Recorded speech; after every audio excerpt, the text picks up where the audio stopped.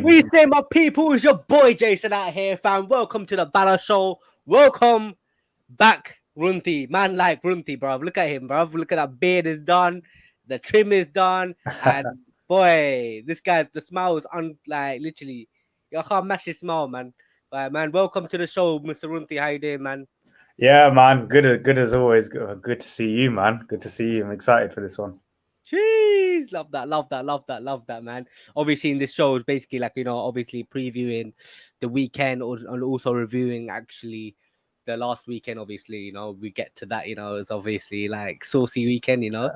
Good weekend for both of us, and of course, He's already started. Already started. as well as we're talking about. Obviously, you're a United fan as well, and I'm an Arsenal fan as well. Diehard Gooner, of course. Yeah, of course.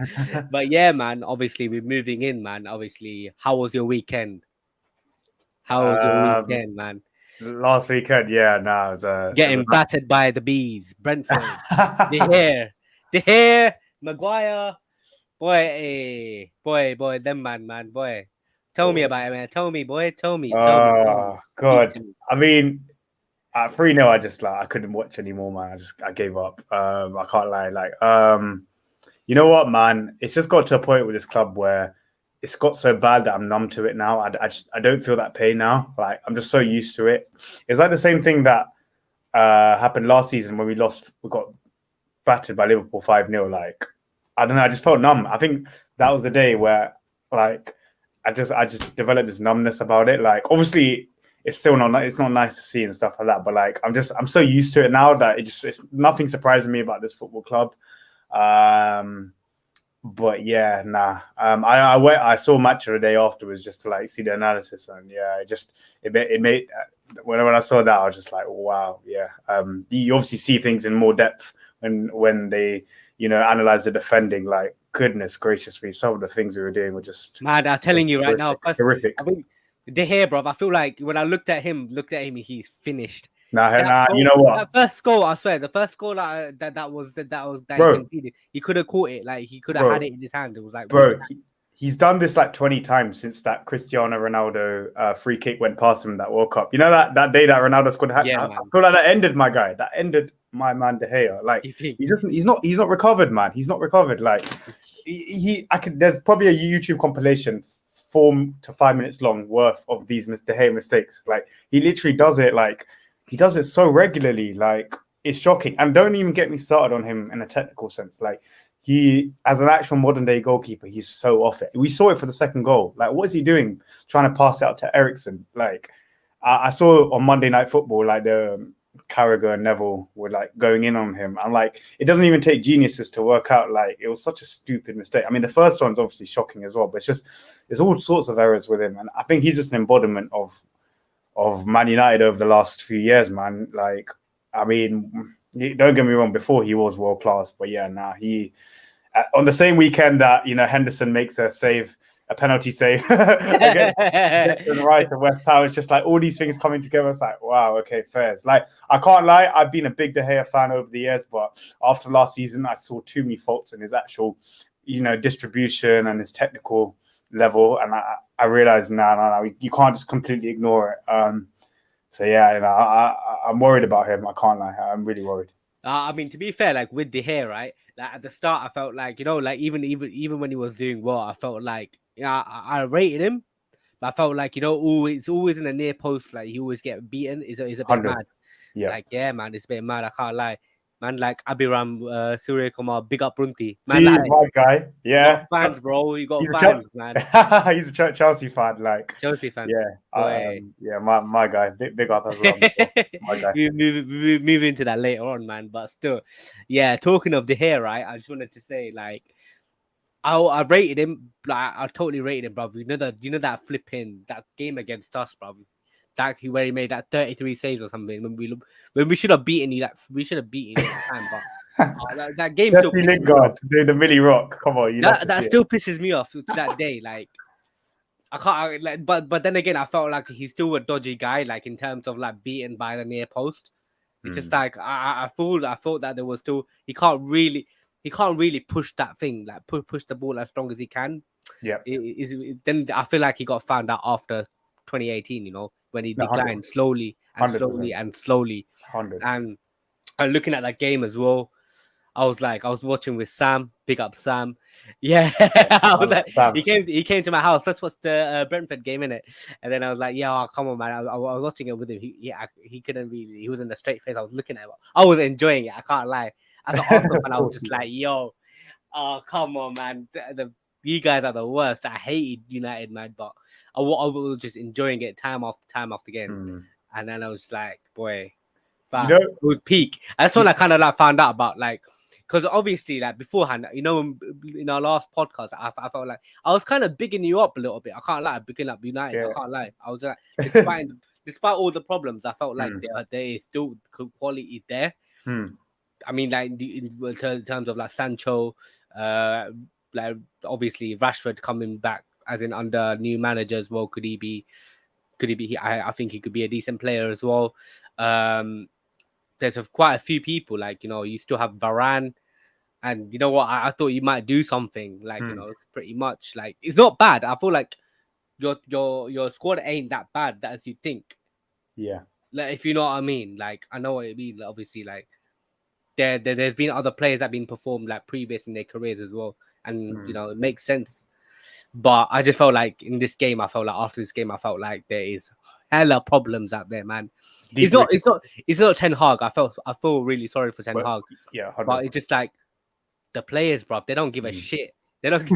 It looks like they don't give a shit. No, It's like 100. 100. it's like you're playing footy with your boys, but like they're not really giving you 100%. Like it's Yeah. flipping shocking. It's not like their ability or anything like that, but Mm. it's just like, yo, what the fuck are you doing, bruv? Yeah. Like you have quality around you, but I think you're taking that's the thing. liberties. There's ways to lose games. Like you can lose and like play well, create chances, etc. Look a menace going forward. But like I just saw none of that with us in these two games. Like I know it's early days, but like you said, it's such deep rooted issues, man. It starts from the top as well. It starts from those bloody Glazers. I can't be asked to talk about them. Like these are systemic, deep rooted issues that have filtered through our club over the years, and now you're seeing the worst of it. Like this isn't an overnight thing that's happened. And I agree with you. Ten Hag's the last guy I'd actually feel sorry for.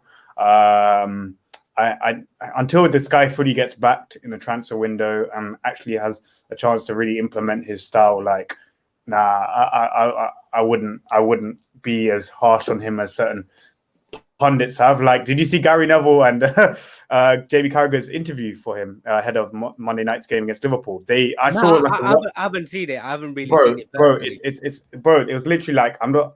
It's like 90. I saw a 90-second preview of it, but they were going in on him. They were like, how does it feel like to know that Brentford's players wanted it more than Man United? And then Carragher was roasting the Martinez signing, and I don't know, just all sorts of stuff. And it's too early to judge. It's too early to judge Martinez. It's so early. It's firstly so early. Secondly, from Gary Neville, where was this energy with your best mate Ollie? Where was this energy? Yeah, like, I know. That's what I'm saying. It's all PR, bro. Bumlicked Ollie, man. It's still stunning. Like, you know what pisses me off with Gary Neville? Like, he obviously Ole Gunnar Solskjaer is his boy. Like, you still need to call him out. It's your club as well. Who are you gonna back? It's a club that you played for as well. You earned money from them as well.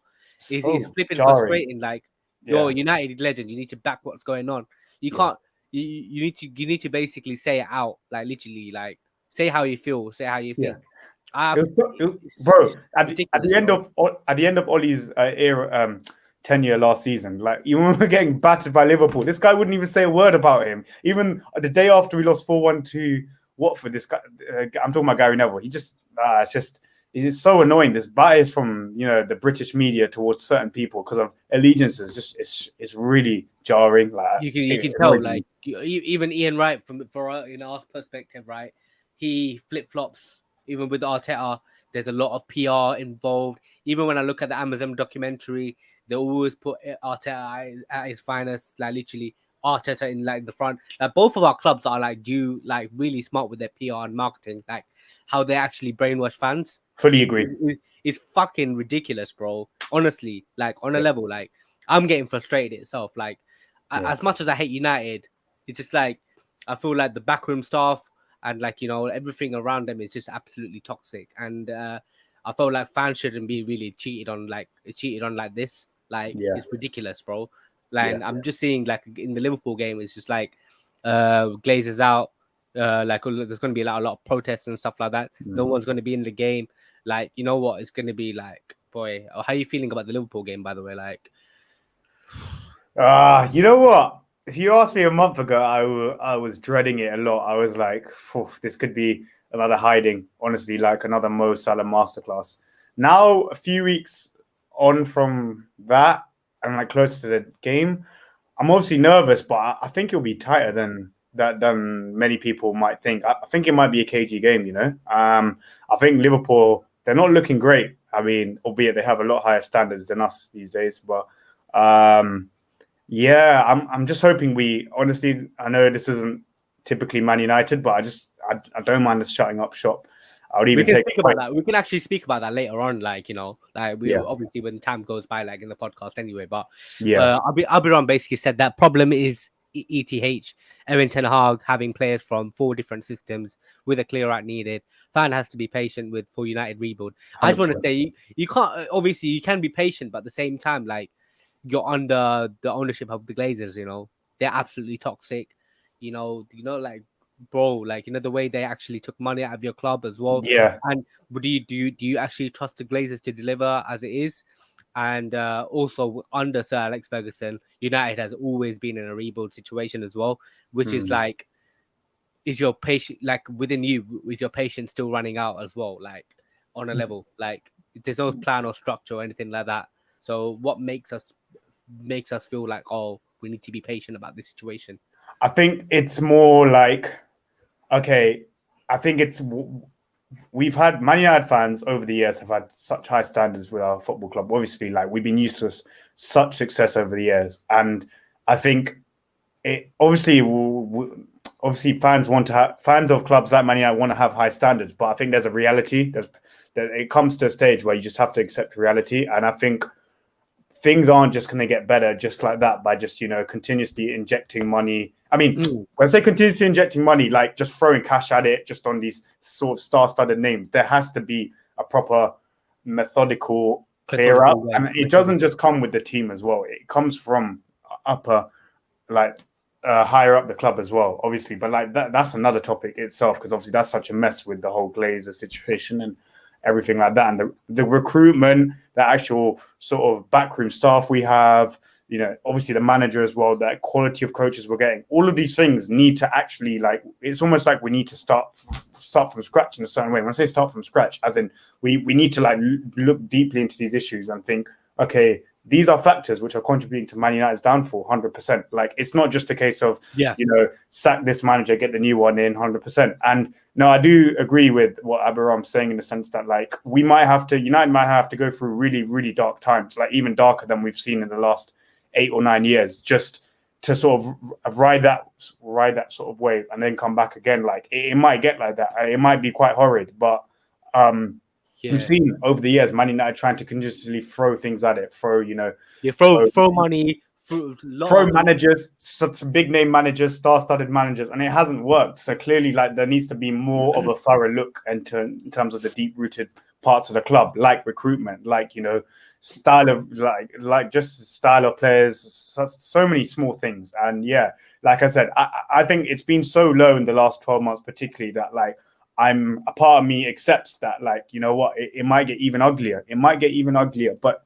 if that is the sort of journey that Man United have to take to then eventually get back up, so be it. Like I think a lot of Man United fans obviously kind of still holding on to the past in terms of the whole Fergie era and yo. stuff like You know what? In terms of that, I was coming to that as well. Like people who are holding on to the past. I felt like, to be honest, like I felt like United were spoiled of success, like back in the past, and I felt like you do like like going through this dark times is not you're not used to it. Used to that no. sort of stuff. I feel like you need to go through those darker things, as you need to get rid of players like Maguire, Tellez, Mm, Cavani. Obviously, he's gone. yeah, Like Rashford should be going as well. That not good enough.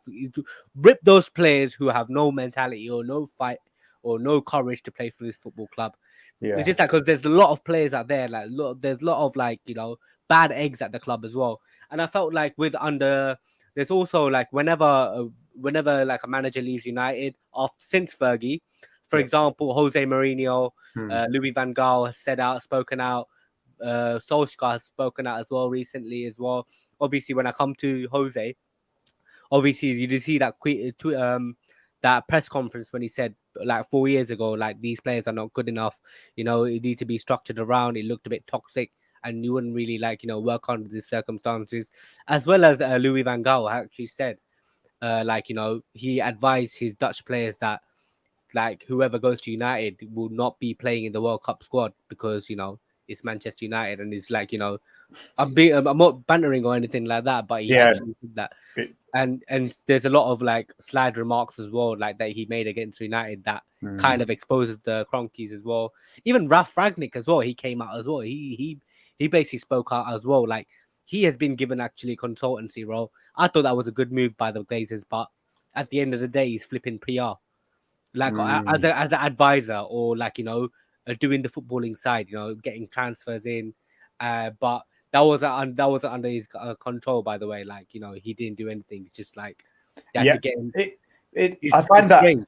I find it so bizarre how he'd left like before the summer transfer window had even happened, like after his interim manager period. Like, yeah, and I just find it really weird because that was the main thing behind his appointment. And no, it would have been interesting to see because I think that guy, like the stuff he was saying, like was very very like it was straight to the point, but it was real. Like he was speaking a lot of sense in terms of like Man United need like a proper clear out. Like what is it like up to 10 players? I think he said once. Um, like it is a bit of a shame that he wasn't able to actually experience his consultancy role. I do also see where you're coming from though. I do wonder like how much of a role he would have actually had to play because obviously this joke of a club like it's a sort of Man United thing to just like give him a limited role and it be PR like you said. Like yeah, now Man United they run like a I don't know how to say it. It's like it's Circus. all about social media analytics, Social.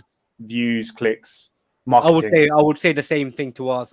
Like I would say, we always release a new kit, and there's Ian Wright coming out wheeling out righty, blah blah blah, wearing the new kit. Woohoo! And he's like, oh, this is the new kit, guys. Blah blah blah. Straight after a loss, it just basically feels like, and fans always just get buy into it. Like literally, every time as a loss, every time we lose, the PR just basically spins into like a little positive effect. Like it's all about the PR, like all about the brainwashing of the fans. And 100%. I feel like both of our fan bases always brainwashed, like Yeah. on a level. Like I see our fans like literally backing Arteta. I mean, just like saying, of course I'm Arteta out, but at the same time I have my reasons and I have my like views and opinions. But I feel like people are acting like as if nothing happened, as if we haven't really qualified for the top four phases. We haven't really like the reality is that we haven't qualified for the top four, but at the same time, I feel like the people around me saying that he will be bringing us to the glory days, just pulling at the PR, like literally, it's ridiculous, man. Yeah. Honestly, it's the same with our both clubs actually. Yeah. Like No, 100%. we were big clubs back in the day, man. On a level like it's either United or Arsenal fighting for the title. Gets me emotional thinking about it, man. Like it's just so it's galaxies apart, man. Just all I can do is just watch Premier League years again and just see these clips again of like the Fergie, Wenger, Keane, Vieira. Like it's just a million miles away. Like it's just not going to be the same. But it's not even remotely close to that. It's not even just the players, the managers. It's sort of like the way the clubs, operated. You had David Dean, we had David Gill. We had like top people, at our clubs, who are like running the clubs in such a right way, in such a coherent way as well. It's like it's not even just on the pitch; it's off the pitch. I think both our clubs were so well run, and yeah, it's sad to see. It's sad to see. Like, yeah, sad to see, man. We'll see. Runthy, my boy, is that streaking? big up Upper man. Like, He's watching as well. Big up, pops, big up, pops. Yeah. big up, pops, man. Big pops. Jeez, did you tell him? Nah. I think he's obviously like He just found popped out. through He's it. found out. Man, like already. Jeez, come on, man. Get the family involved, fam. Let's Come go, on. fam. Yeah. but yeah, going back to United, like on a level, like is a bit of a sticky situation. Obviously, you lost to Brighton earlier. Like we haven't really spoke about that actually before. Like obviously that's before the season started, and it was looking like I thought it was like the Brighton loss would be like a little one-off or something like that. But I never knew there's a little bit of problems there, man. Like I never knew that the problem goes to an extent. And after that Brighton game, I feel like you're linked with Rabiot, Arnautovic, all these like panic buying players. Like I'm like, what the flip is going on, bro? Like, Yeah. what is going on with this club? And I'm just like, yeah, like you guys are panicking in the title transfer window. What do you think about that, bro? Um, yeah, like it's like FIFA manager mode or FIFA career mode. The way Man United run, like it just bonkers. Some of these transfer links and just seems no method or substance behind it. Obviously, been some interesting news today, which I will come on to later. But yeah, it's just weird. Like I just don't know what to expect with our club. We're linked with like 700 players per transfer window, and um, even the good players that we, potentially want to sign. I mean, often we get bullied out of it or whatever. It's just it's desperation, it's panic. There's no method to it, and that's why I'm so envious of these other clubs, like particularly Man City, Liverpool. Like there's such a method behind their Even recruitment. Chelsea, bro. Like I mean, not the moment, but like when they had Abramovich, No, yeah. or you can't really miss in the market. Even Newcastle, that's starting to like build like a philosophy Do you under know what I Eddie mean? Howe, and you can see them climbing up. Like it's a bit worrying if they do Yeah, climb up. Have that money itself. It's a bit mad, yeah, and he says Abraham says goes without saying the importance of a good director of football for United and Chelsea right now. I don't think Murto and Ten Hag don't communicate enough. Fair play, man. yeah, Yeah, yeah. No, 100%. Like who, like how many of the players that Man United are linked with actually are players that Ten Hag wants to sign? Like that's the thing. It does feel like there's a bit of a difference, like in terms of who Ten Hag actually wants, who he wants to mold in the system, and who, like, we're going out and like trying to sign. I know obviously a few of the signings you can definitely tell where Ten Hag signings like Malacia, Martinez, and Ericsson. But yeah. yeah, That's it's just his signings, but I feel like he's not backed enough. I no, feel but like 100%. 100% he's not backed enough with his own players. Like 100%. That's why that's one of the reasons why I can't judge him until I like can't. Yeah, you can't I just judge a can't judge manager like that. I can't He's judge still a him. quality manager, and there's one of his styles. I felt like during preseason he would say, obviously Ten Hag's first training season trading session right with United. So obviously he had his philosophy at Ajax, the way he Yeah, plays, the way Ajax plays as well, yeah, saucy attacking fluid football, and 100. also they have like a training drill that everyone kind of like. I feel like the whole United players kind of like all failed under his manager. It feels like everyone seems to be really unfit. They're not prepared for the preseason stuff.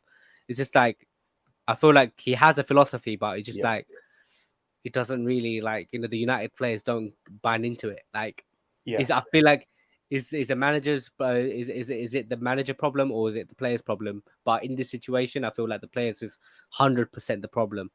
I feel And like it's just it's not yeah, it's not because of their ability, but it's something that money has got to their head. Lack of mentality itself, man. it's so many things. It's so many things. But honestly, like I said, yeah, what's the point of signing, appointing a new manager? Like instilling, all this optimism, stuff like that, and then not doing one of the most fundamental things, which is actually legitimately backing him in his first transfer window. Like it's just pathetic. And then like yeah, he's getting all this sort of slander. Like I get it, the first few results haven't been great, but it's just I just find that sort of thing annoying. And yeah, even for Chelsea as well, obviously, like they've been they made some interesting signings, obviously, like, but yeah, you can just tell the difference between the clubs who actually have a direction behind their signings, like the Mm. Cities and Liverpool's, and then these other clubs who just treat like FIFA career mode and just FIFA go and career sign mode. Well, ABCD. it's chucking money out of everywhere.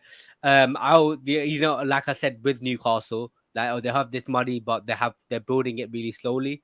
Yeah, It's just like like how owners have like tons of money, like like certain clubs yeah. had a lot of money. Like for example, QPR. Remember QPR with like Tony Fernandez and that God, they were rich, They were rich, but Yeah. they splashed money in the wrong way. No Like, it's structure at based, all. that's what kind of like reminds me of United, and also like with Malaga, the Spanish team, they had like a Qatari owner as well back in like 2012, and they signed all these players, bro. Like they had, I thought they're gonna be coming up. It's not all about the money. It's just like how It you clearly spend it isn't. and how you put that star. It's more to like signing players in a football club where you need a director of football. They need like footballing people. But in United or Chelsea's case at the moment, I'm not gonna be coming on to them. Like I'm not gonna be like slandering them yet. But at United, they should have been addressing a director of football like time ago. Bro, we've been And saying this for years. Nah. also should have had like different controls, not just the Glazers not controlling everything, but different people controlling different things, and it meant to be footballing people as well. And it's right now it's just a whole ton of mess at the moment. It's just Yeah. not good enough. There've been so many shots in like over the years for like Van der Sar to make the move from Ajax to Man United as director of football. That would have, or something along the lines of that. That would have been beautiful. Like That would have someone been good, like as he can get like the Dutch market as well. Like he knows the Dutch market inside yeah, out, and and he yeah. knows the things as well. And the But most important thing, he knows ball. Like you need someone there who knows ball. You not these sort of newbies and just like just like who. Okay, like I don't want to like just point out certain individuals, but it's just like just the logic behind the director of football. Like I feel like anyone can sort of get the job at Man United director of football. Like you could just be a banker and get it. Like the way we had Ed Woodward, he from JP Morgan, right? Like JP Morgan, bro, are you dumb? Yeah, bro. Like, where's the context? Like, do you know what I mean? Make it make sense. It's just like, and we trusted him to sort of run a lot of our football club for the best part of a decade. Like, long day, man. Nah. Yeah. And also, like, obviously, like right now you signed Casimero. How you feeling about that? Like that's a big signing actually. But I'm just gonna like say my views like on a level. Yeah, cool. Last when I saw that, very good signing. Like on a level, one of the best. He's basically one of the best CDMs at the moment. Yeah. And like bro, like this guy has done bits. He won everything at Real Madrid, man. And coming into United, coming into that mess, I feel like it's another Varane situation. I feel like it's another PR stunt by the Glazers as well. Obviously, there's always a protest as well, and I feel like that Casimero signing would keep that appease the protest. fans. They keep that fan base really quiet, and just mind their own business back to normal. Woohoo, sue and all that shit, man. But still, there's a problem as well. You still can't basically. So basically, like what I'm trying to say that with Casemiro, that's a bad move, like for himself as a career as well. Like, yes, bro, but it's peak. But yeah, what do you think about the signing, bro? I'm delighted about the signing individually, just because I think he's world class. Like I saw him in the Champions League final against Liverpool. He was doing bits, man. He was cleaning up in midfield. Like he's suddenly he's become like some. According to rival fans, he's washed now just because he signed for Man United. Like it's so funny how rival fans, just like to sort of chat the most when other teams sign good players. I think he is world class. What I would say is though, I get what you mean. Like we've seen this with Varane. I mean, it's been a season with Varane rather than 3 or 4 years, but we've seen this with so many players at Man United. Like they sign these world class big name players, and then we just ruined them. Like yeah, you ruined it. Like you had Sancho, everyone got gassed. Yeah. You signed Cristiano Ronaldo, everyone got gassed. Yeah.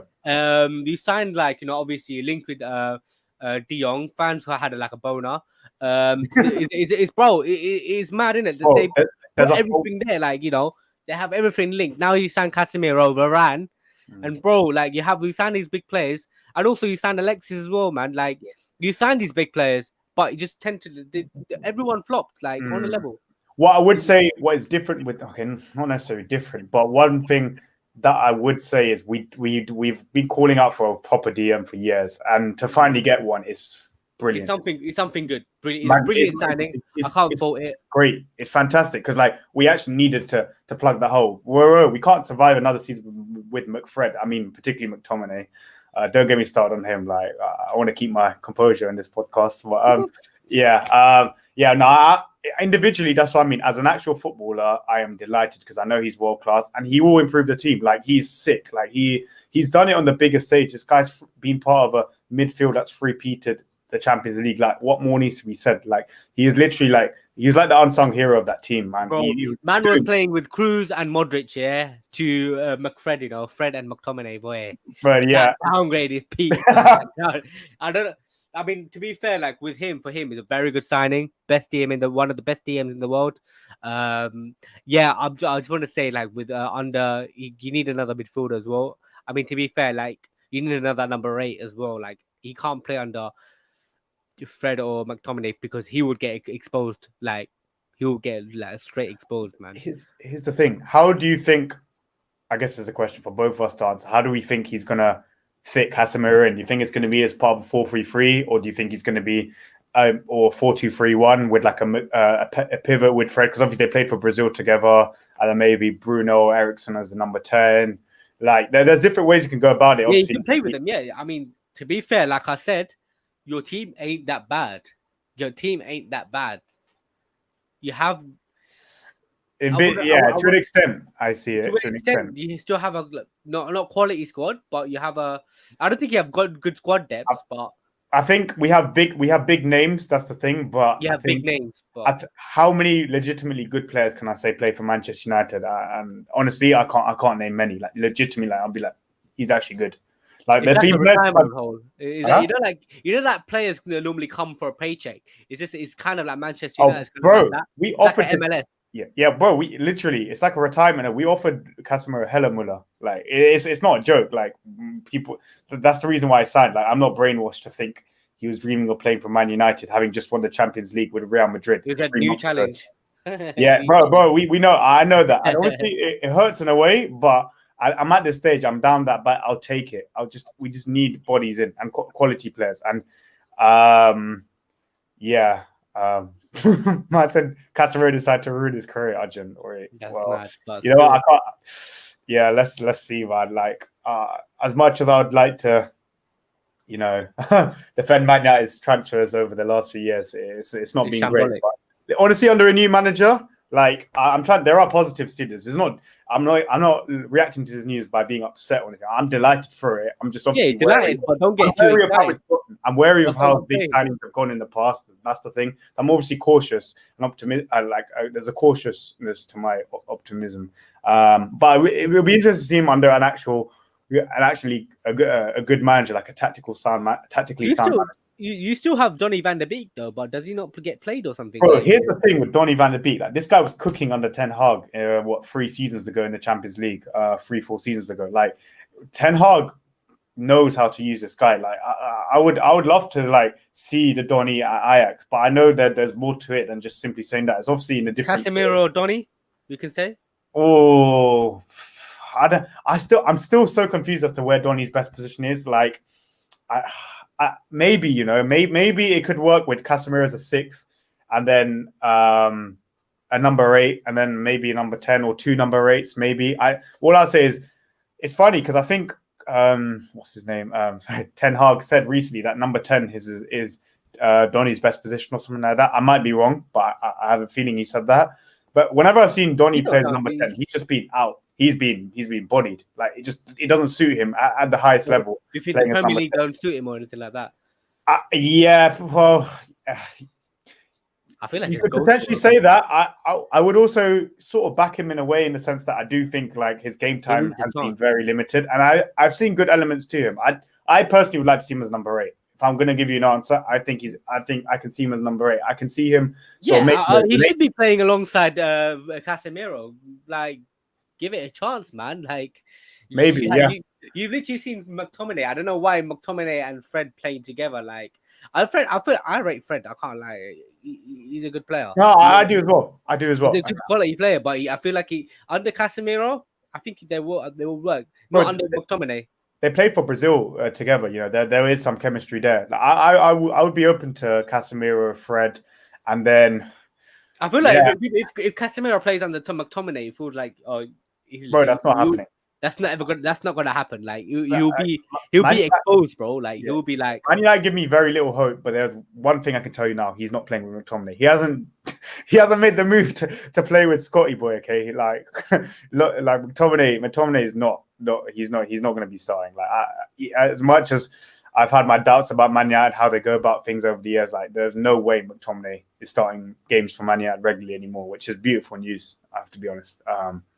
I'm interested to see if it's Casimero, Fred, even if it's two number eights. You know, Eric. Even it could be Casimero with Bruno and Ericsson as two number eights. You know, that's an interesting shout. Because how do you fit so many technicians on the pitch as well? You know, we've got literally like what Bruno, Ericsson, even Donny.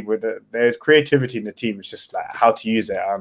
But I'm interested to see what Ten Hag does now with that midfield setup. Yeah, I would be open to a 4-3-3, but I think for now, let's see how Casemiro Fred works, because obviously, like you do with the defense that we have, it almost becomes a mandatory thing to have to play sort of two DMs or like, you know, close to that. Like, can we afford to play two number eights with Maguire as a centre back? No, I don't think so. So yeah, now it'll be interesting. But yeah, Interesting, man. Yeah, it'll be interesting. It's all good, man. Yo, like enough for the United talks. You'll probably be stressed out right now, man. Moving on to the best team in England, innit? I'm joking. I'm messing. Arsenal, innit? Of course. My team, obviously, we won 4-2 in the weekend, man, against Leicester City. Obviously, Gabriel Jesus, you know, my guy, cooking, man, cooking. And Granit Xhaka also scored as well. And also Martinelli as well. 2-2 for him. How we doing, man, my guy? How we doing? We're looking good, man. We're looking good. Yeah, I mean, yeah, it's annoying seeing a team looking half decent like your football club is. Like I didn't know. Brother, and Ajan. Is it Ajan? Yeah. Your boy Yeah. as well. Also fans, you know, like when they get loud, it's just annoying. But honestly, I'll give credit where it's due. You're looking decent. Like it is early days, but you know the way you played against Palace, I wouldn't say it was vintage, but you were solid. I thought it'd be a much tougher game for you than it turned out to be. So I'll give you credit. Like you guys defended well. You know, you gave Palace very little in terms of chances, so that was good. And I think, yeah, Leicester game, you guys looked lively. I saw a match of the day, the highlights. You looked lively, like Jesus. Yeah, and fair play. Like his first goal in particular was brilliant. Absolutely sick. Sanchez-esque, man. I can't lie. Sanchez-esque. Yeah, the way he just did that. Oh, like that. That was actually Sanchez. I feel like I remember that goal against Ludo Goretz was in Champions League, innit? Like he did the similar goal. I was like, yo, this is like this guy has a hunger, everything, man. But I'm not gonna gas him up way too much. It's too early in the season, man. Yeah. Abiram says Zinchenko looking like a 1.5 proper tech. Bro, that guy's a baller. I'm not gonna lie. He's sick. He's a flipping baller. This guy has all the tech. You know, like Kyle Walker, he basically said that he's one of the most technically gifted players as well. I heard that. I didn't really like see it from him. I thought it was like when we signed him, I thought it was gonna be like a little reject signing, but I feel like when he's signing from Man City, yeah, with Jesus and Zinchenko, they're basically quality signings. City don't buy players for a reason. Like they buy players for a reason, but it's a shame that they can't fit in, you know, in their first 11. But fair play to us, man, to snapping those two signings as well as you know. Ajan said Saliba as well. He's a flipping friend. He's a beast, man. What a player. What was that own goal all about there, man? OG, man. That's the thing. You're so unlucky, man. I can't lie. He's a fraud, man. He's such a fraud, man. Get him out of the team, man. Sake. I'm joking. But on a level, like as soon as he came into our side, came into Arsenal, he actually solidified our defense. But at the same time, I felt like our defense still looked shaky. But without him, like we would have been effed up. Like we would have lost against Palace. Like Ben White got exposed. Gabriel got exposed as well. But at the same time, Saliba was just unreal, man. Like, do you think going back to do you think Ben White got actually exposed? I thought he dealt with Zaha pretty well, no?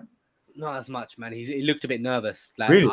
I felt like certain parts of the game he looked a bit nervous. Like I don't think he's a right back, but I don't think he's a very good right back. Like he played He played for Brighton as a right back anyway, but I was surprised he was a centre back. Like, Here's the thing. Here's the thing. I want to know. What, on Saturday night, obviously, we'll talk more about the game and other games in due course. But would you start him, or would you start Tomiyasu? Because obviously he's just come back from injury, right? I'll start Tomiyasu actually. Yeah. On a level, like I still believe that we need a right back because I feel like Tomiyasu, like I told everywhere, that Tomiyasu is not a right back. He's more of a centre back. Oh, you Like, reckon? he's more of a centre back than a right back. What is it about him? Because he's been playing there for like Japan and flipping Italy as well. Not Italy, in Italy, like for what's that team again? Bologna. He would play for them, but he's been like he's a bit versatile. But at the same time, I feel like the reason why he's not a right back, he doesn't really overlap. He's just been basically there. He's like a defensive fourth of like four centre backs itself. Like, you know what I mean? Like, he doesn't really overlap with Saka. So Saka just gets, Saka gets like, he does all the work on the right. I see. Which is a problem. That's yeah. Go on. Because in modern day right backs like Trent, I was gonna say, like literally they kind of overlap and work with the right wingers as well. So I'm just like, boy, I'm just a bit like devastated that why is he not coming forward? Like he's not. I don't think he has the legs to come forward as well. And plus he's injury prone as well. Don't get me wrong. He's a very good player. I can't lie. I love him. But he is not the guy to play the right back. He can play a centre back as well. Like he could be like a backup. He could be a good squad player as well. But I prefer him as a right back than Ben White itself. Yeah. Fair. So that's the thing. So overall, I say we got 2 wins out of 2, and it's a good start, very good start as well. We started to score goals, 6 goals in 2 games, which we kind of lacked like last season.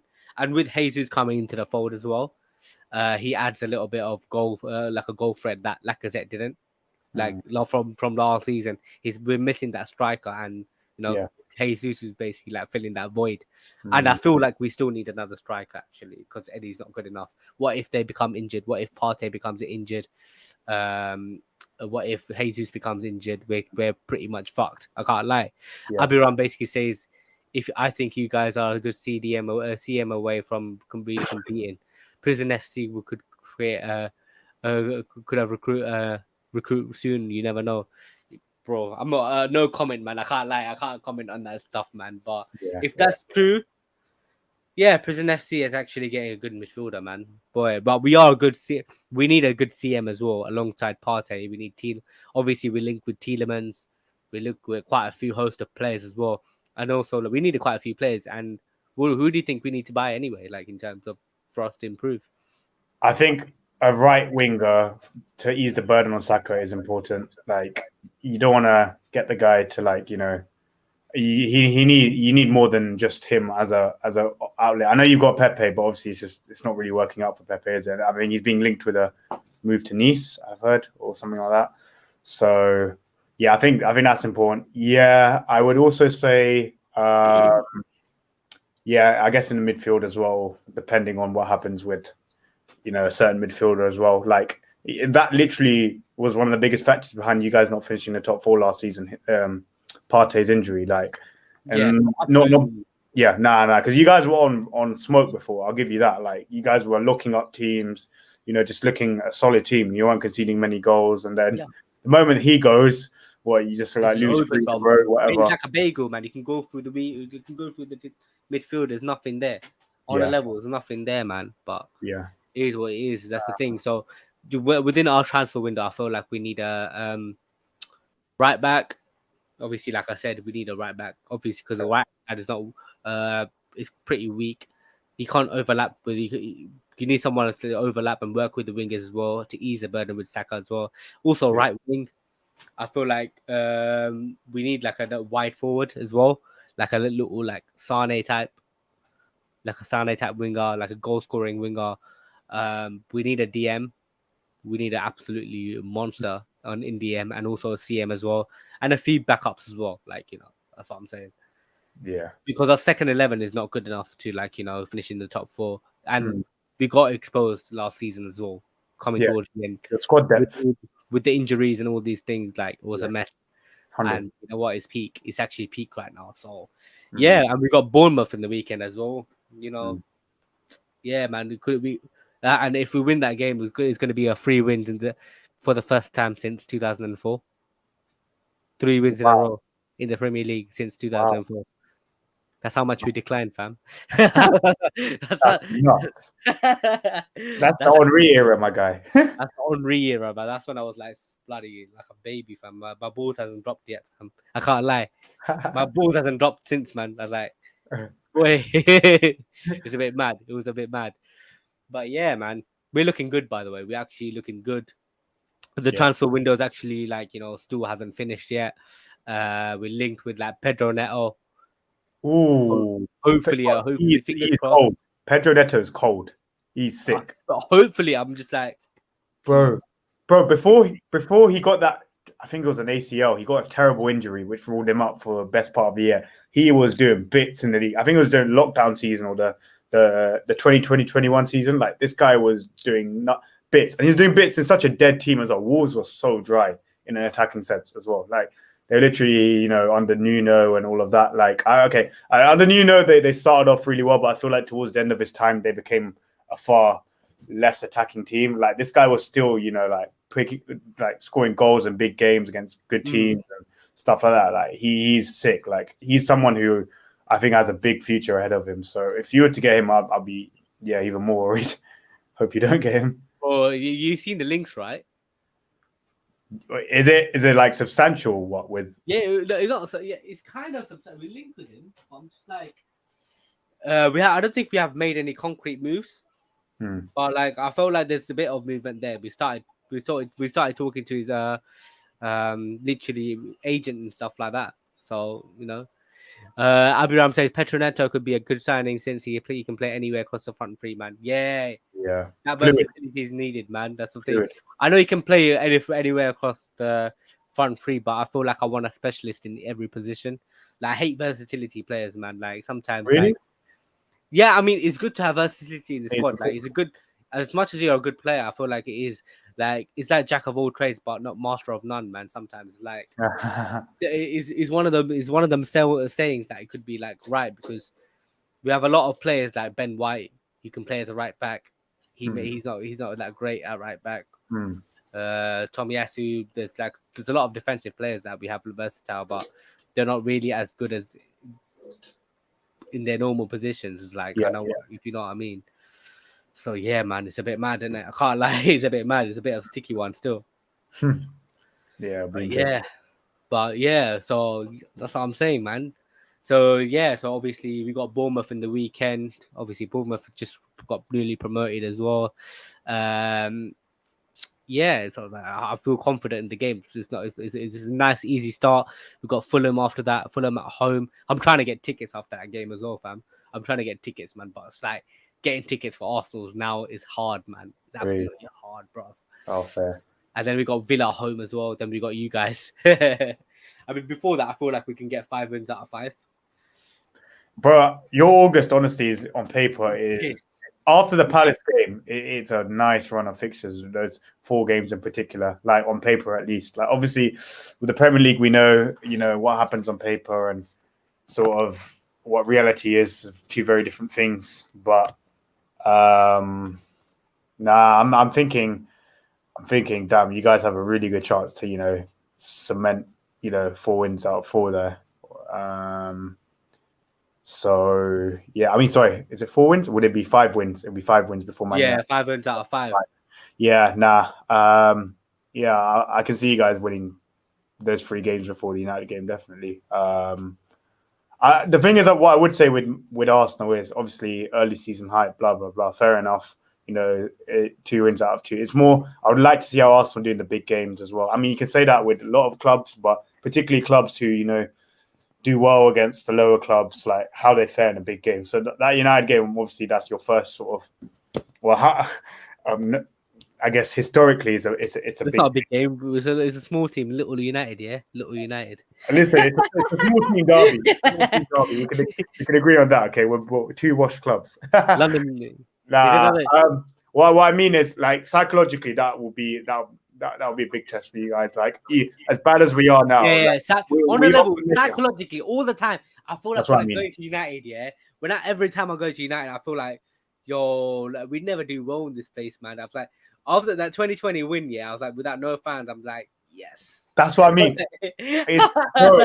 Bro, it was peak, man. Like, if you guys always turn up against us, man. Bro, if you take away that game, that in that lockdown season, I think we haven't lost to you since 2006. Well, it's one defeat in basically 16 years. It's mad. And bro, there's definitely a psychological element because we've had teams that have been so mid come and beat you, like clean up against you at Old Trafford. Like, obviously we've had some very good teams that have also beat you, but I definitely think there's a psychological element whenever you guys come to Old Trafford. Even last season, man, we were so mid, we were so meaty.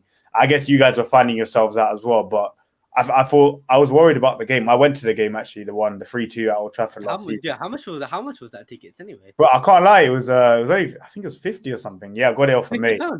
Yeah, and I was so worth yo, that is cold. I can't lie. It was sick. Near the Stretford end as well. So yeah, now I was banging. It's banging. But man. That was such a good opportunity for you guys to actually beat us because we were so average. Like we just sacked Oli. We had Carrick at the wheel for like 3 games. We were in like sort of like we're just trying to find ourselves out again. So yeah, I definitely think there's a psychological element. That's why even that game, even if you have 5 wins out of 5, like that United game, like we always make it tough for you. / you guys make it tough for yourselves as well when you come to Old Trafford. So yeah, I guess obviously there's still 2 weeks till then. So a lot of football before then, man. Bro, there's so many fixtures to begin with. It's mad, isn't it? There's so many fixtures, man.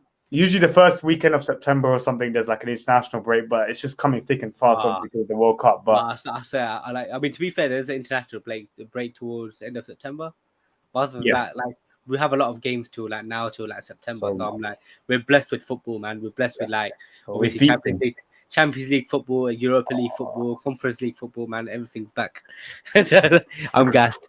But it's always good to have that football back as well after like a long time, man. But this is like, it's important for us to like get us going with the 5 straight games, like until like all the big games come in, because we don't tend to do well in the big games, man. We tend to fold in the big games. Like it's a bit mad. Like Liverpool, Man City, we got battered as well. Liverpool last season we got banged. United, we we lost as well.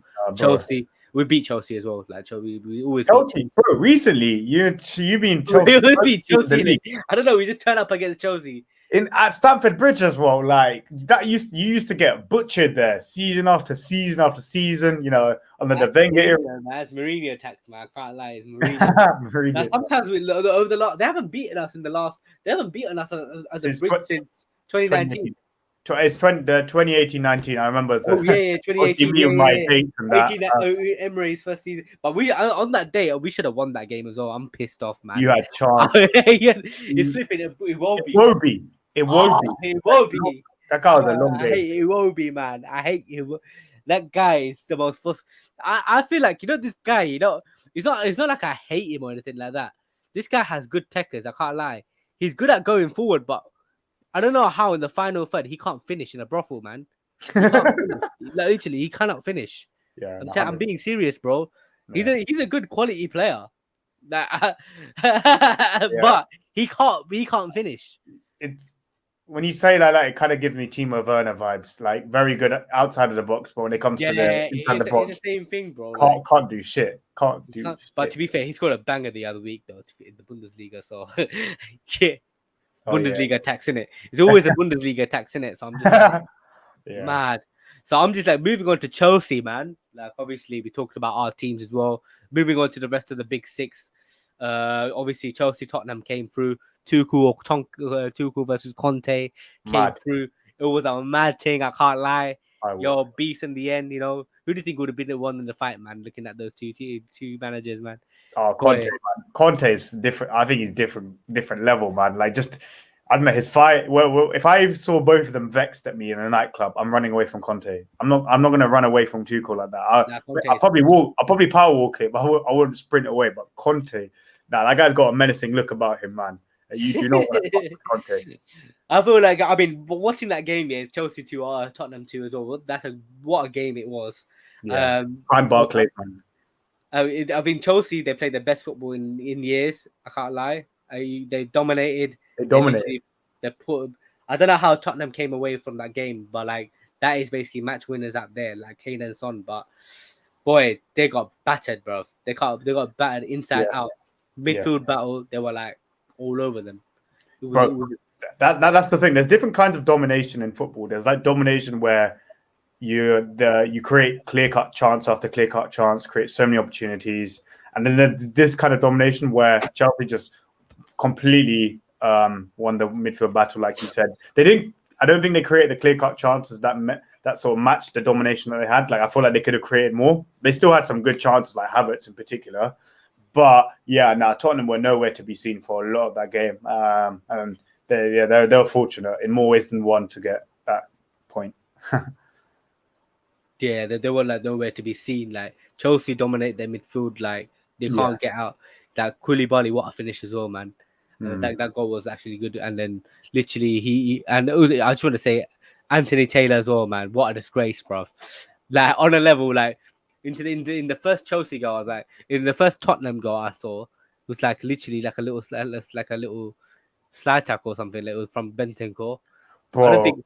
Bro, that was disgusting, man. God, what a shocking decision! Like it was so clear cut. It's not even one of those VAR things, my guy. Like it's so blatantly a foul. Like, he doesn't even get anywhere near the ball, and I can understand Havertz's anger afterwards. Yeah, and it's just so annoying. I mean, people will say, "Oh, Chelsea had enough time to recover after the goal," but like, no, I understand their frustration, man. They should have been a foul in the first place. And don't get me started about the Romero challenge on Cucurella in the lead up to Kane's equaliser. Like, what the hell is that? Like how does he not get sent off for that? Like, I'm sorry, like that's just a violation. Like, yeah, you know what it is about Romero? He's one of those guys you'd love to have in your team, but you absolutely hate to play against. Like, who's that? He's a white. With Romero, you'd love to have him on your team, but you'd hate to be against him. Like, he's just such a wind-up merchant. I can just tell he's built from the same cloth as Costa, man. Like Diego Costa, he's one of them, man. They grew up in the same favela or something, man. They're all like, just I can understand why Spurs fans rate him, but yeah, that was a poor decision to keep him on the pitch. And it's Anthony Taylor is mad as well. So I was just gonna say, like, even I've been seeing it all over Twitter in the last few years, like Chelsea fans crying about it. But you know what? Even I think it began in the FA Cup final. FA Cup, innit? It's like it's the FA Cup final.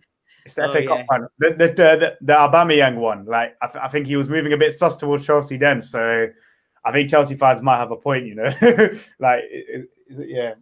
I mean, speaking of Aubameyang, but he looks like he's going to sign for Chelsea as well. Is it mad? Like a little bit mad. Barcelona. Bro, this summer has just been mad. It's just been mad. It's a bit mad. I think it will be a good signing for them. Like, I wouldn't say Aubameyang's finished. I wouldn't say that like other Arsenal fans will say like, oh, he's finished. Like, or we got a bit of disciplinary issues. Like I saw in the flipping Amazon Prime documentary, like they made him feel like a villain. But I felt like as a captain, he shouldn't be coming out late. But at the same time, I feel like that's true. He shouldn't be like obviously he should be kept out of the team for a bit, but he shouldn't be kept out like that out of the cold, like fully. Like it's just totally out of order. But at the same time, he deserves his little punishment, but not as much. I felt like it was very harsh itself, but I feel like he's still got the goal scoring instinct with him as well. He scored 11 in 17 games for Barcelona as well. It's just like he's not he's not really like what's he said, Abiram. He said that I will take Depay over him. He's not a terrible finisher, but his link up and technical ability is so much more suited for. Yeah, Depay is actually a really good player, innit? He used to play for United, ex-United. Yeah. He's balling out. He's a decent player, man. But yeah, with Aubameyang, I feel like he's a goal scorer. I don't think as a footballer, he's not a really good footballer, but as a quality finisher, he's not a good footballer, but as a finisher, he's elite. He's elite. I think Aubameyang might be a shout, but yeah, it's an interesting because I feel like Chelsea they kind of. I feel like depends what they're really after. I think for them it's like it's just been a striker issue in it over the last few years. I just haven't had that sort of focal number nine who they can play through, who's actually like done well for them or can do well for them. Like I think they're obviously trying to deploy this whole false nine thing with Sterling / Havertz and stuff like that. Like I don't, yeah, I think it's a bit like wishy washy, sort of up in the air. Like, well, what exactly are they after? Are they after? Are they going to try and employ a false nine, or are they like, are they really like seriously like gonna like obviously if they do get a striker, like I guess just play around him. Like I think with the fullbacks that they have, if they could get a good striker, honestly, Chelsea could be cooking, man. Like, But they because curse with strikers, man. Have you seen the striker list since Abramovich came through, man? Like Torres, he didn't really bang. He banged in the Champions bro, League. so bad. He was dead. Probably like, Demba Ba. yeah, Who else was there? Like bro. There's so Falcao. many. There's so Falcao, many. Morata, Higuain, Morata, Higuain. You name Pato. them, man. I could go Pato, on and on. bro, Batshuayi, Loki. I mean, bro. Like everyone was dead. Like barring the best ever two strikers that they had since Abramovich would be so Drogba and Costa. yeah, So like 100%, that's 100. what I'm saying. Like when I signed Aubameyang, when they signed Aubameyang, he's an elite finisher. But I felt like you know what, it's Chelsea, man. They curse with strikers. That's the thing. I think if Chelsea saw that striker issue, honestly, different level. Because what it is, I think this whole false nine thing, I just think they're going to be short of goals if they keep trying to deploy this false nine thing. Like, Nah, Havertz's not the guy, bro. He's like the yeah, German James Charles, bro. Real talk, fam. man said James Charles. He's I mean, fair he's the play to the German guy James that Charles, he's bro. obviously like he's turned up for them in big occasions. But no, I get what you mean. But he's If, not the bro, guy. He's not the bro, guy. bro, He wouldn't be taking them to the title, man. yeah, no, he's not the guy to take to the title. That's what I'm trying to say. Like, well, what is Chelsea's sort of weight? I mean, it's not what is Chelsea's weight. I think that it's quite clear they're trying to sign a striker, and I think it's necessary that they do because so false sign thing just it's not going to get. I think Giroud banged for them. Huh? Giroud banged for them. Chelsea. Yeah, yeah, to an extent. Yeah, I'll give him that. But you know what it is, man? Bro, I think their top scorer last season was it Mason Mount, and the season before was Jorginho, or vice versa, and they were like 7 and 11 goals each. Like, bro, that's not going to win you the league. That's not even going to get you close to winning the league. Like, it's like had Lukaku as well. Bro, it got to a stage. Yeah, of course, it got to a stage where their fullbacks were scoring more than their strikers. Man, I think last season, like, even Chilwell, James. That's what I'm saying. If they were Chilwell and James and their deliveries, Cucurella add to him to that. With their fullbacks, if they get a good striker with good movement in the box, honestly, they could be on smoke this season. Like, I'd be worried. Like, I think they're one really good striker away from like elevate themselves really, to that level really competing like here and there. Abiram said that a choice of a striker for me that Chelsea fans would not see is Ivan Toney. You know Ivan Toney's a baller, bro. That is a decent shout, honestly. Like with his physique in the air, you know, Chelsea got to get balls in the box with James, Chilwell, the delivery. He's a threat, and he's sick at link up. His link up is, I hope it's not underrated because I rate it really highly. Like because he's way more than just a goal scorer. He's actually one of the more complete forwards in the league. No cap. Like the guy, he it's not just in the air. He's not just aerially good. He's good with his feet as well. Like that is actually a decent shout. Yeah, I hope as a non-Chelsea fan, they don't get him because he would actually do well. He would do well. I think he would suit them as well. You know, that's actually a decent shout. Yeah, Ivan Toney. Yeah, that's a decent shout as well. Like, I'm surprised that he's not been linked with anyone as well. Like under the radar. He's under the radar. Like he's so underrated. I feel like he's more really underrated as well. And I feel like against United, he played really well as well. I knew he'd smoke us. I knew he'd smoke us. He destroyed. Did you see Flex interview? You know Flex. Oh yeah, of course. Did an interview with Ivan Toney. Ivan Toney, like boy, even he kind of like sensed that you're in like disarray and shit like that. It's so sad to see. Like, I mean, it's good for me on my behalf, but as a giant, as a sleeping giant, it's just like, but yeah, it's just a bit mad. But yeah, Chelsea really need a striker. Just like they need like they need a few creative players as well, like on the side, like you know, they need a little bit more DM. Potentially, I mean, they have. I wouldn't say they have zero creativity, but it's like it's sort of it's it's kind of like it's okay. Jorginho is obviously like he's creative, but he obviously plays in a position where it's tough for him to like fully be like he can dictate the game. Don't get me wrong, but it's different to like a sort of player who you can play in a number 10 who can slide through balls to a striker or forward, like that sort of player. I guess they wanted Mount to be that guy. I mean, I don't know if he really is that guy. I think Mount has his he's other. not the guy. Like, I think Mount has his other qualities, but I don't think I'm not so sure about him in a creative sense. I'm not gonna lie. So yeah, it's interesting. So good, man. It's so good, bro. Like, obviously with Liverpool as well coming up in the weekend, how are you feeling about that game? Obviously, Darwin Noodles is not there. Man, like Mr. Noodles, the Uruguayan Andy Carroll. Man, he's not in. He's not in. So obviously, threat's not there. Obviously, Sadio Mane for them actually left Liverpool.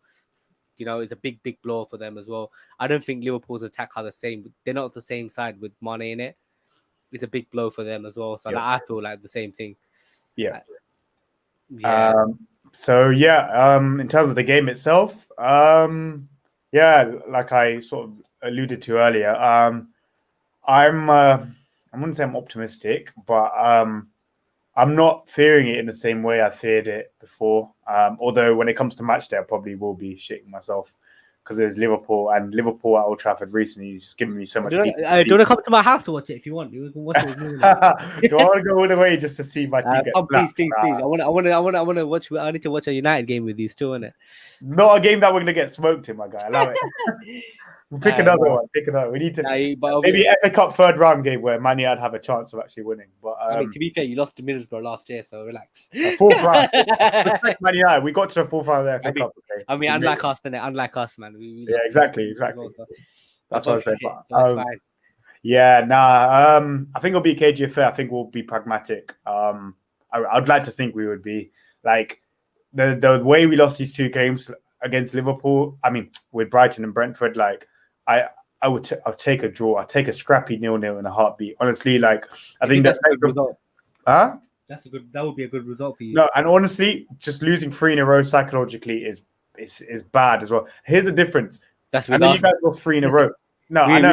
Hold your hands up and say you had it last season with you when you lost three games to start with. But you had an international break after that. You had a bit of time to sort of regroup and go again. We have fixture after fixture until then. Like we don't have much time to sort of pick ourselves up. I mean, to be fair, it's like a week, innit? Like you have a week to prepare for afterwards, isn't it? So no, yeah, but like I just think with the games coming thick and fast, like it can go so badly. It could turn really ugly for United. So yeah, I'll take a draw in a heartbeat. I'll be honest. I think I can see this being such a dead 0-0. Bro, have you seen the midfield options Liverpool have? They have like Milner and Henderson against like McTominay and Fred. That's going to be such a long day. Watching that midfield is going to be painful for my eyes. Like this, I don't think it'll be a classic.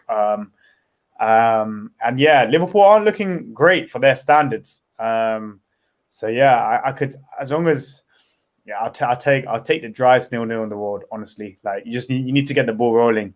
You just need to get a point on board, get some confidence. It'll give the players confidence, holding their own against Liverpool.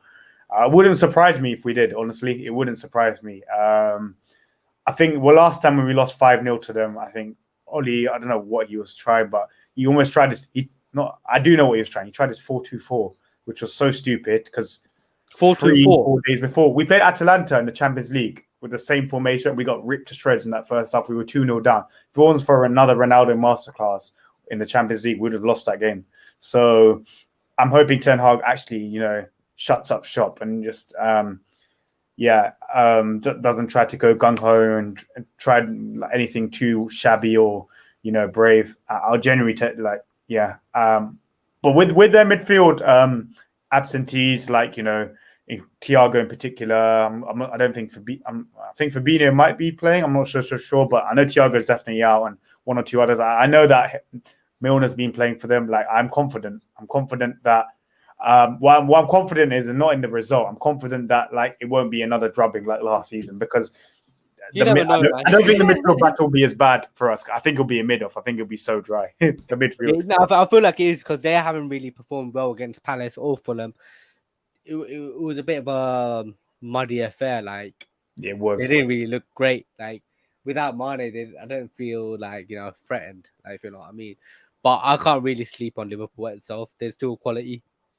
Yeah, They still have Jota. They have like very like wide attacking players. They still have quality players, but yeah, they're not the same side, And yeah. that's It's a it, bro. man. It's a big game for them. They've lost. I say they've lost. They've drawn their first 2 games, but that's almost a loss. That's almost 2 But then losses. again, they will put it on you. They put that anger on you. That, That's a that is madness. true. So like, It could work if that they way.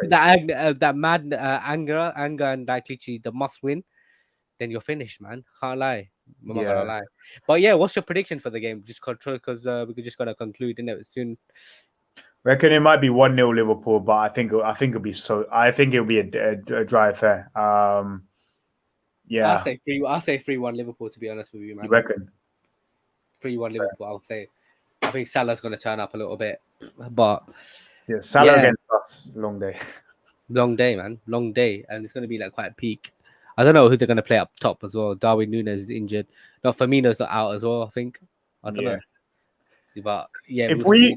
we if it was a few months later and we were on Ten Hag was beginning to cook with his philosophy and players had more confidence, and with the way Liverpool have their injuries now, I'd actually potentially back us to get a decent result in this. But I'd despite Liverpool. Confidence low. The players are not there playing for him, but No, it's more. Yeah, I think there might a decent team could take advantage of Liverpool's sort of frailties, if that makes sense. yeah, if They're you know what I mean. they're not. But I just don't. I don't back us at this early stage with the way we started to sort of seize the opportunity. But yeah, like I said, even what Fulham. You saw what Fulham done to them on the first game of the season. Like, no, they are there to be got at by decent teams. I've said it all along. Like, don't get me wrong, they're obviously a really good team who've done really well over the years, like last few years. But if you can play in a certain way, you can get at them, particularly with the whole high line thing and stuff like that. But obviously, being able to deploy it is a different thing. Yeah, that's mad. So my prediction is going to be like 3 or 4-1 to Liverpool. Like, it's going to be peak. United's not looking at their best. I feel like the players are basically not playing for him. It's all over shambles. But you know what, man? It's going to be peak. 3 losses in a row, man. But yeah, we move on to Arsenal's game against Bournemouth, man. Obviously, we're playing Bournemouth away, 5:30 kickoff as well. Yeah, man, looking confident as well. Looking to get at the third 3 wins in a row. Yeah, looking good for us actually. So like, I would say 3-1 win. What about yourself? Yeah, I reckon you guys will win. I reckon Bournemouth might. It might be like a game where you guys go 2-0 up and are coasting, and then Bournemouth make it scary for you at the end. Pull a goal back, but yeah, I reckon 2-1 to you guys. I think you guys, obviously the way you're playing and stuff like that. Yeah, you should have confidence going into it. But Bournemouth, they're not too shabby a team in my opinion. They have decent technicians. They play in a sort of certain way. Scott Parker's obviously done bits there from Yeah, Scott Championship. Parker's a decent manager. I don't think it'll be a straightforward No, game. Yeah, I'm not of even sure course if you not. guys would be a fluid best, but yeah, Of course not, because the momentum's kind of with us at the moment. Two wins. Obviously, with the Palace game, obviously that's like a really tough game for us. Normally we go there, we always lose. Even yeah, there, it's always like a banana skin there. We got battered last season as well, and getting a win there against our bogey side that always beats us is a good big confidence booster as well. With Saliba coming back, Jesus is coming back, Thomas yeah, Partey is there. yeah, I feel like for the first time, I feel like it says that we have a fully fit squad as well, and yeah. that's a big thing. And the squad is quite together as well. So I mean, you know what? Let's do it, man. That's the thing. Like, we got it going. But yeah, that's it, man. But yeah, and last but not least, obviously fantasy football as well, man. How you been with the fantasy football as well? You concluded Oh this, no, man. man! I'm not shocker, but so I annoying, man. want to see this, man. I had, I, I was gonna captain De Bruyne in it last week. I had a feeling he'd do sick, but I went with the crowd. I went with Oh, Haaland. you're bottom in it, like United. Makes sense.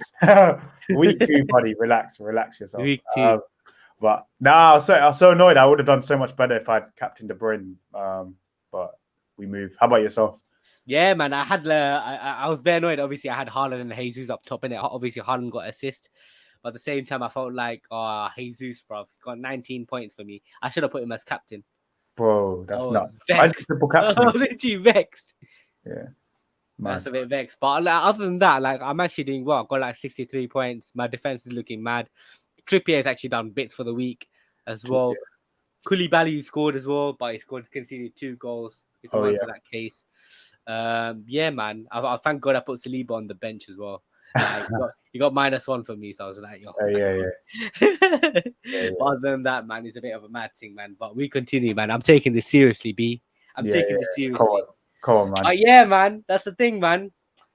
It's calm, innit? It's so an hour and 15 minutes gone, man. I hope you enjoyed that podcast. by. Well, it flew by. You just spoke well, man. It's episode 2, man, with Runthy. Boy, I want to say comments below. Put on the comments below what kind of podcast. What will name us the podcast? Bring us the name. What do you want as a podcast as well?